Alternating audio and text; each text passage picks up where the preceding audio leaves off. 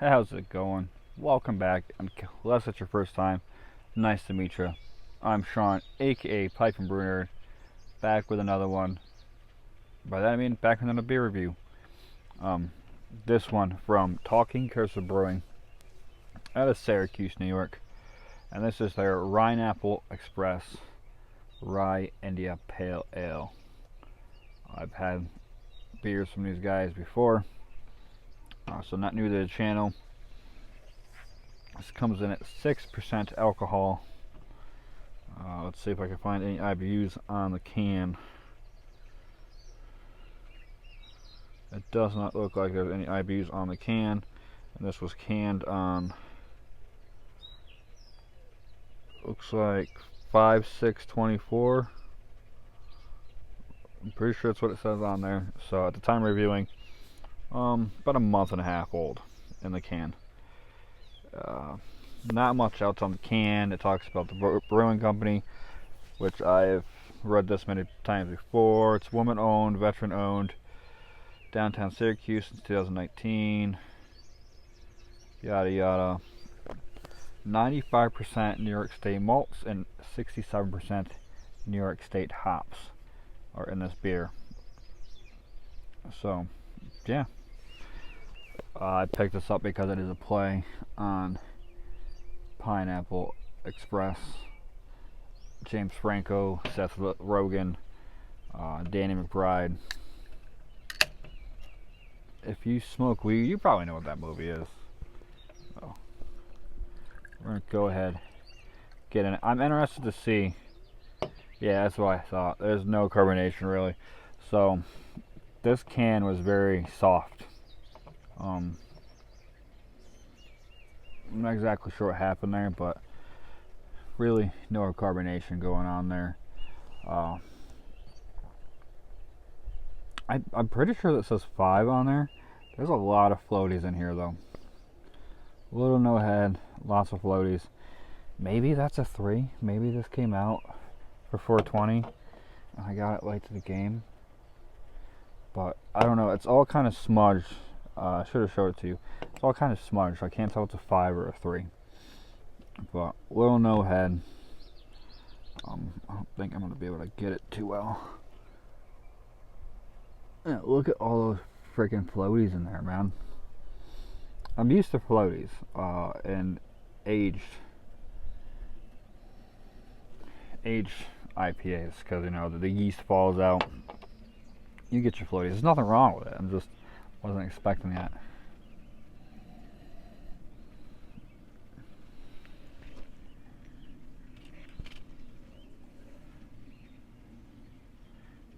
Even with a spin, there's really no head. Light white foamy. There's not much there.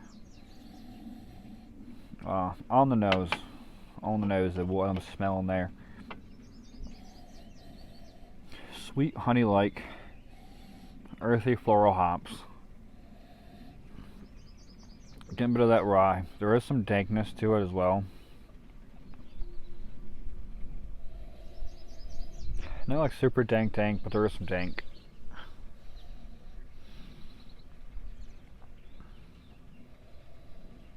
Light lime citrus, very lemony.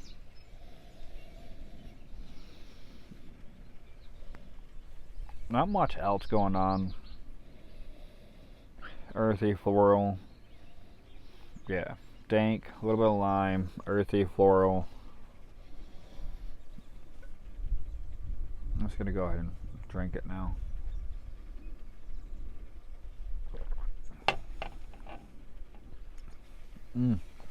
Ooh, better. Sweet. Really better, man.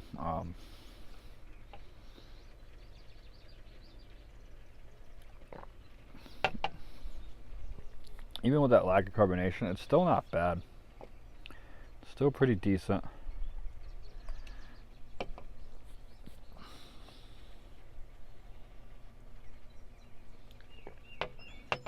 Kind of more smooth, almost like a cask ale. I don't think that's what they were going for on this one. I'm pretty sure that somewhere along the line, this somehow wasn't carbonated properly or somehow lost the carbonation, which means there's a small pinhole in here somewhere allowing the carbonation to get out. Sweet. Just a tiny bit of lemons coming through. Good rye bitterness. Bitterness is strong in this one. It is lasting too. It is sticking around. A little bit of drying in the back of the throat.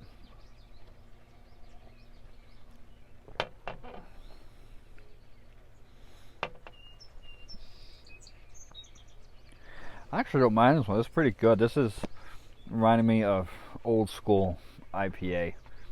When I say old school IPA, I mean like that hot bitterness is out of this freaking world. The IBU wars is like it's got a really good bitterness to it. It reminds me of when I first started drinking what IPAs used to taste to me. It was just overly bitter. To me, I was like, oh, you shouldn't be able to taste. Growing up in the country, used to crappy beers. I was, oh, you're not supposed to be able to taste the hops. Yada yada yada. I had to train my palate, and that's giving me those old school. And I hate to say old school because really it wasn't that long ago. It was all of a decade ago. I started drinking this stuff, and it really wasn't that old to it's so 10 years shouldn't be considered old school, but in craft beer world it is. And that's what reminding me of it. It's reminding me of the old school classic, like you went into a brewery and there was an IPA, there was a stout, there was a porter, there was a lager, there was a brown ale, like one of every style. It wasn't crazy.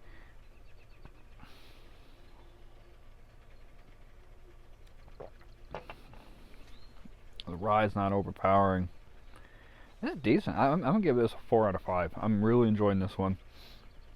The dankness is coming through. A little bit weedy, almost like that. It comes with the bitterness. It's almost like you smoked on a bowl a little too long or something like that, and you get that weedy taste in the back of your mouth that sticks around. That's just reminding me of. So, Ryneapple Express, Rye India Pale Ale, 6%. Talking Cursive, Brewing Company, Syracuse, New York. Price point, I paid around 5-ish for this can. Not bad. I don't mind paying $4 to $5 for a can of beer. You start getting up into $6 more, that's when I get a little, but wasn't bad. So yeah, 3 point, not 3 point, 4 all day long. Talking Cursive, if you are in the upper New York or upper West New York, you should be able to get your hands on this. If you haven't, pick something up from these guys. Try them out. Talking Cursive, pretty good. So until next time, cheers.